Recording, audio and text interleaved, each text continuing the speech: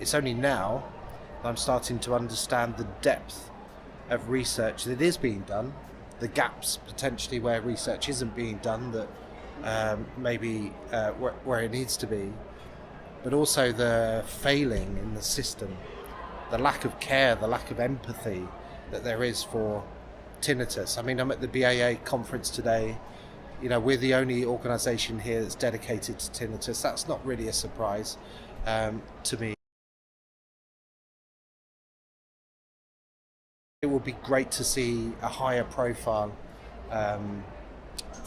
level of understanding of tinnitus, and a bit more time given to it as a subject, particularly with audiologist training, which is something that I'm starting to understand is quite scarce in terms of tinnitus, and it's left up to individuals who have a particular interest in that area to seek further professional training beyond their qualification. The amount of tinnitus training in the basic qualification for audiologists, I don't think is enough, and we're doing a bit of research on that, which will be launching for Tinnitus Week in February. But the early indications from the survey are that there's a bit of work to do in this area. Now, I know there's other aspects of audiology that are missing because it apparently changed from a 4-year course to a 3-year course. So there's pediatrics, there's all sorts of really important stuff that's been taken out. But we think tinnitus should absolutely be in there.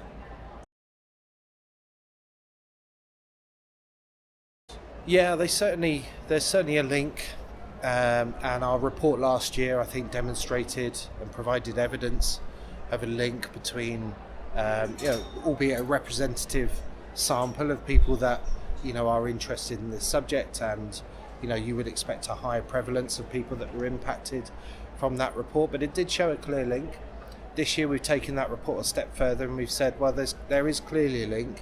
What are the root causes of the lack of support for people that are living with tinnitus, and so that's what our report is looking into. But we think care and empathy in professionals may be one of those things, but yeah, it's a serious condition and it impacts people in a lot of very serious ways. Our helpline every day is dealing with between tens and hundreds of people that are either newly diagnosed and really worried about it. We provide reassurance to them, or people that have lived with it or experiencing chronic symptoms and maybe have other mental health challenges as well. And they're the two groups of people that we're supporting. But ultimately, what the line that's running through everything is how serious tinnitus is. It is, but how much hope there is and how you can manage with it, you can live with it. You can live a perfectly normal life with tinnitus. There is hope, and that's I think something that we as an organisation strive to communicate to people.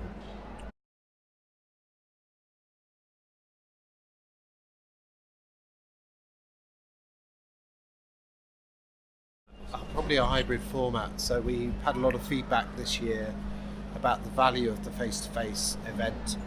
I think one thing the organisation has always done well is connect people from around the world. So I think we'll keep some form of digital aspect to it. But as I think today is proving, the power in the collective is very strong. And actually, what I'm picking up is the amount of goodwill there is for Tinnitus UK, how much support and passion there is for our organisation, how much interest there is in me, because there's been quite a few changes in the organisation, and people are very keen for us to succeed. So yeah, it'll be a face-to-face event primarily.